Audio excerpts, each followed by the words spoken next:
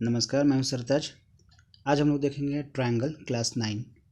पिछली क्लास में पार्ट 1 में हमने सीखा था कि कॉन्ग्रुएंट किसे कहते हैं।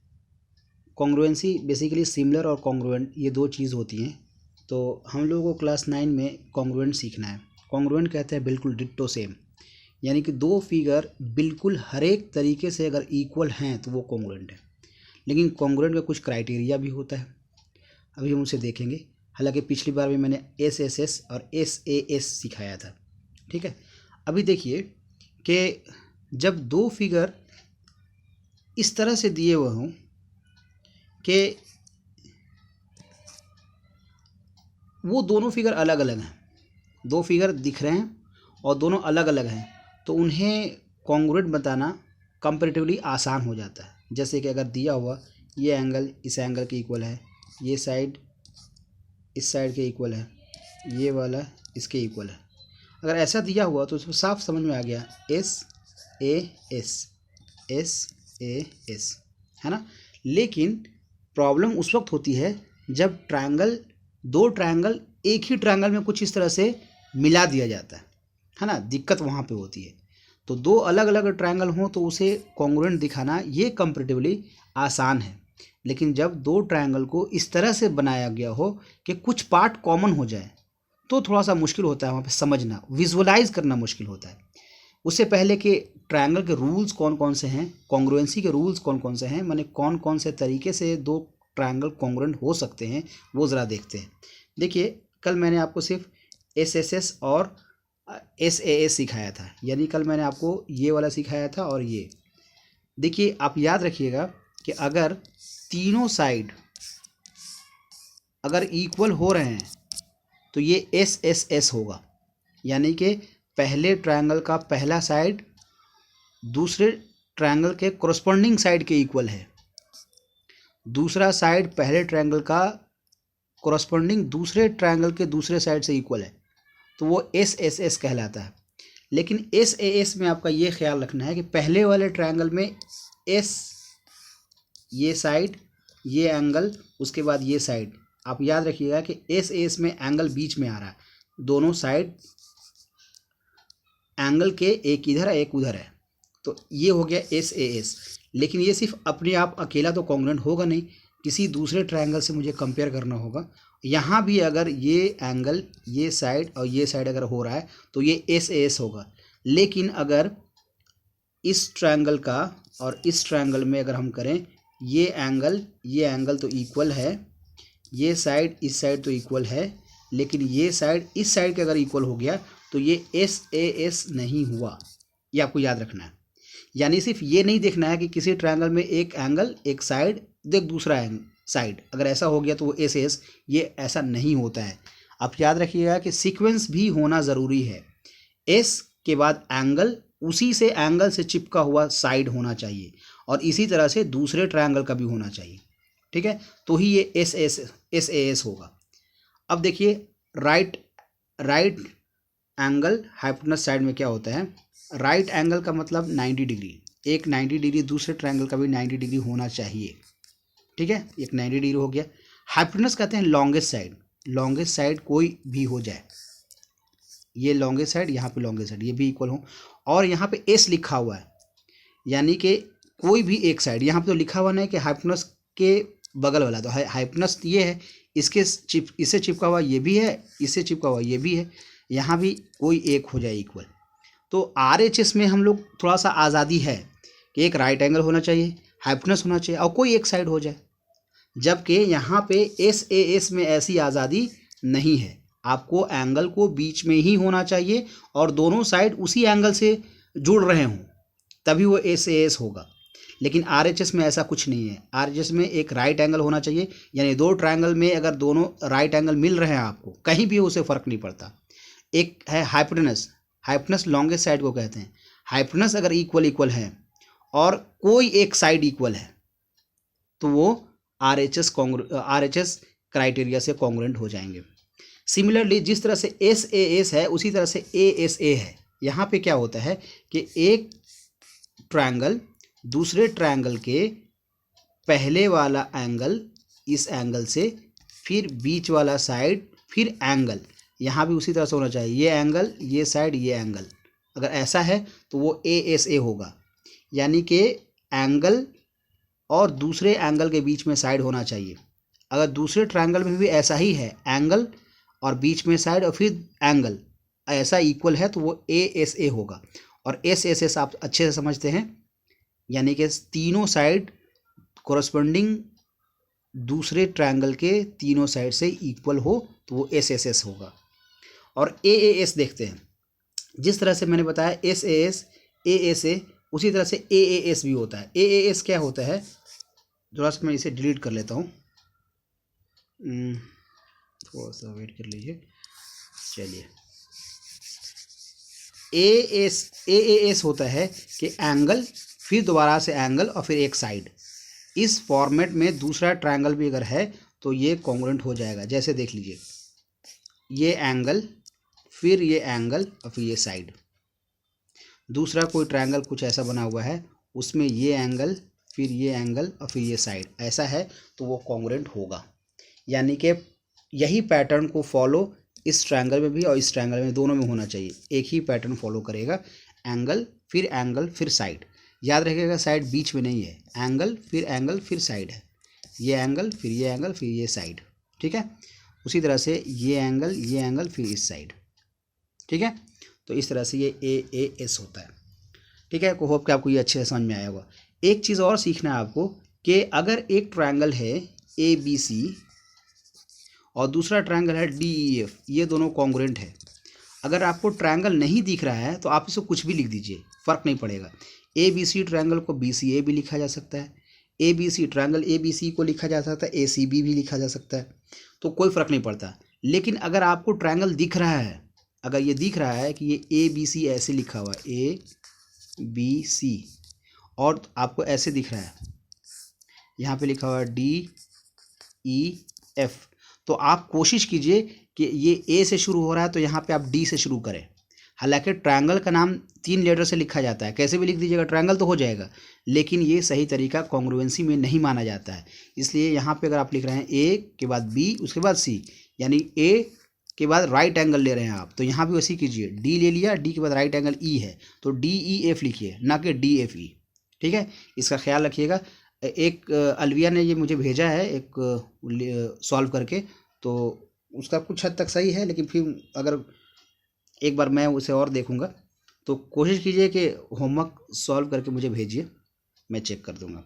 चलिए, उसके बाद देखते हैं कि अगर ट्रायंगल अलग अलग ना हो करके एक ही में दिए हों तो कैसे पता करें कि ये किस से कॉन्ग्रुएंट होगा या होगा भी या नहीं, ठीक है। यानी कि एक्सरसाइज NCERT के फर्स्ट एक्सरसाइज के कुछ क्वेश्चंस हम लेंगे और कोशिश करेंगे कि आपको समझाऊं और कैसे अटेम्प्ट करें वो बताऊं आपको, ठीक है। चलिए देखते हैं, यहाँ पे कुछ ऐसा लिखा हुआ है, मैं ट्रायंगल का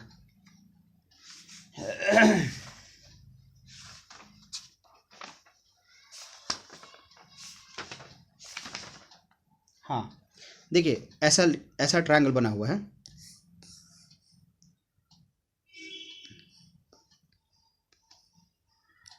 ये एक ट्रायंगल बना हुआ है, और इसी को मैं अगर कॉपी कर दूं, कॉपी क्यों नहीं हो रहा,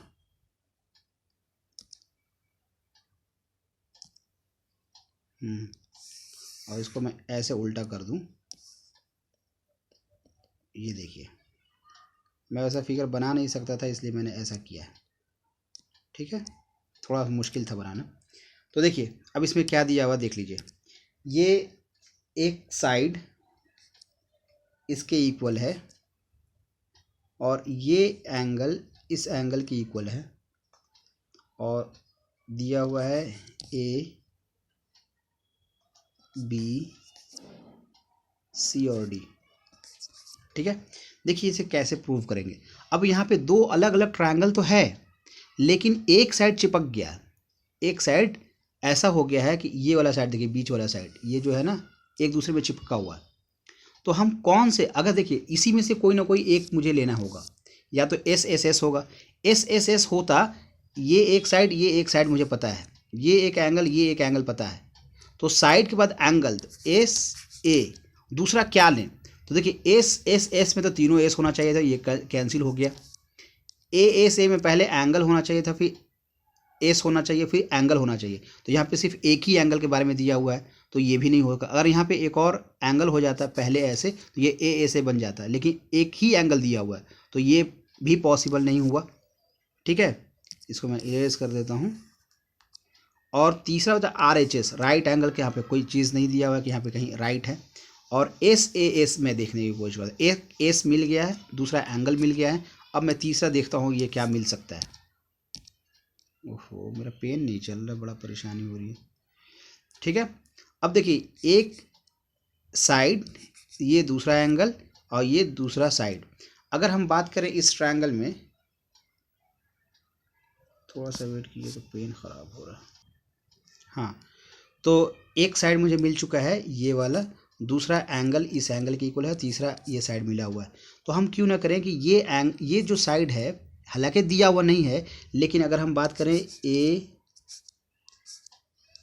पेन ही चलने का मसला है, ए सी बी और ए डी बी में,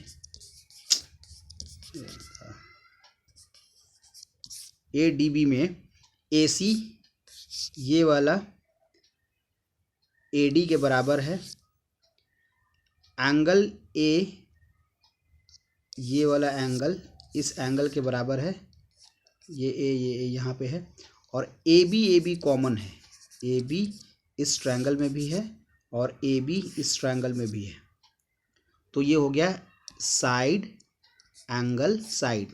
अब यहाँ के देखें, साइड एंगल साइड, इसका नाम कैसे लिखेंगे, इसका नाम लिखेंगे सी ए बी, कॉन्ग्रुएंट हो गया किसके, डी, देखिएगा नाम मैं कैसे लिख रहा हूँ, डी ए बी के।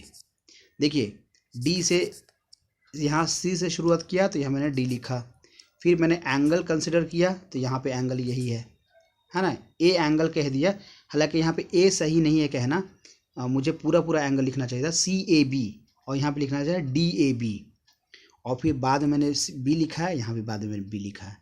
तो दो ट्रायंगल जब चिपक जाए एक दूसरे से, तो हम लोग ऐसे कोशिश करते हैं कि क्या दो दिया हुआ है, कुछ ना कुछ तो गिवन होगा और एक मुझे निकालना होगा। जैसे कि यहाँ पे दो चीज़ें ऑलरेडी दी हुई है, ये साइड के बारे में इन्फॉर्मेशन था, एंगल के बारे में इन्फॉर्मेशन था, लेकिन ये बीच वाले साइड के बारे में कुछ इन्फॉर्मेशन नहीं दिया था। मैंने अपनी तरफ से निकाला कि ये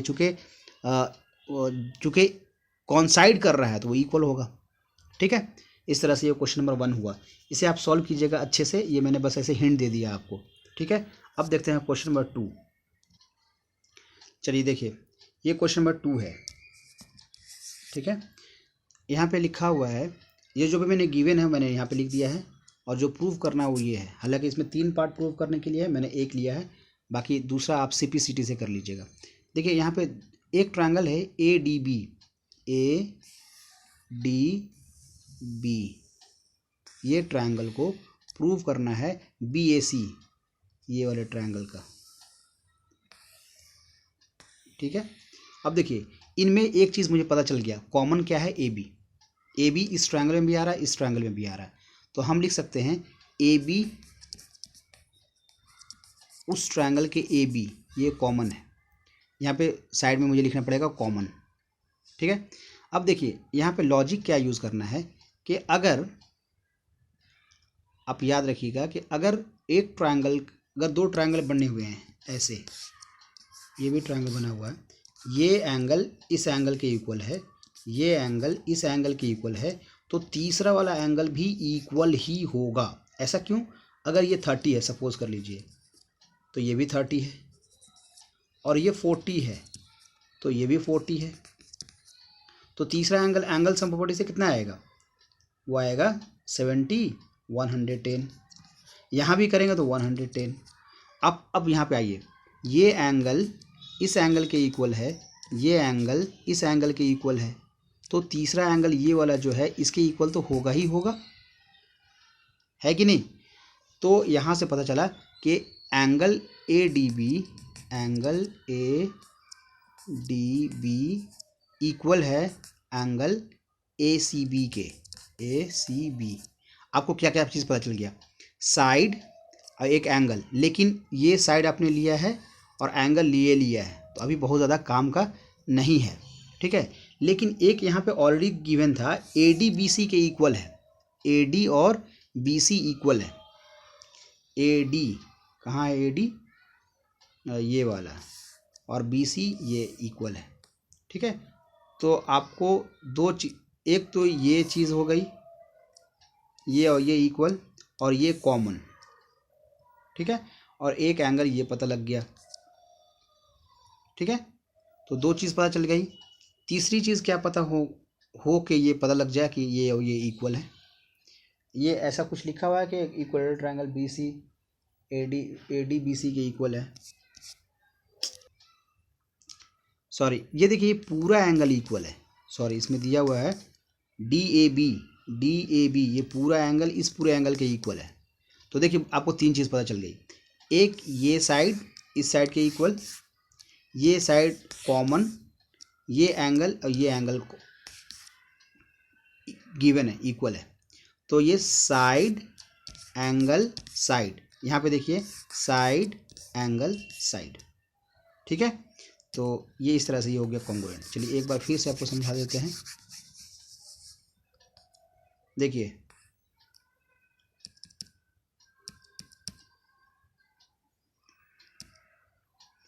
ये है, आपको जो ट्रायंगल प्रूव करना है वो है A, ये है B, ये है C और ये है D। ये पूरे एंगल के इक्वल है और ये वाला दोनों में आ रहा है। अगर हम बात करें ADB में, तो ADB में ये वाला एंगल और ABC में ये वाला एंगल दोनों इक्वल है, तो A मिल गया। ये साइड के इक्वल है, ठीक है। तो ये हो गया साइड एंगल साइड। और यहाँ पे बात करें तो साइड एंगल साइड, ये SAS से ये दोनों कॉन्ग्रुएंट हो गया। जब कॉन्ग्रुएंट हो गया तो इस ट्रायंगल का ये वाला पोर्शन और इस ट्रायंगल का ये वाला पोर्शन इक्वल हो गया, है ना। उसको CPCT कहते हैं, corresponding part of congruent triangle, ठीक है। तो ये दोनों इक्वल हो गए। तो इस तरह से आपको सॉल्व करना है, ठीक है। नेक्स्ट क्वेश्चन भी बहुत आसान है, उसे आप कोशिश कीजिए। ये मैंने जो सॉल्व किया है इसे आप खुद से सॉल्व कीजिए, इसे हिंट की तरह आप देखिए और सॉल्व खुद से करने की कोशिश कीजिए। अगर नहीं समझ में आता है फिर भी तो आप मुझे कमेंट कीजिए, ठीक है। Thank you. मेरा पेन काम नहीं कर रहा है इसलिए मैं इसको कैरी नहीं कर रहा हूँ। Thank you.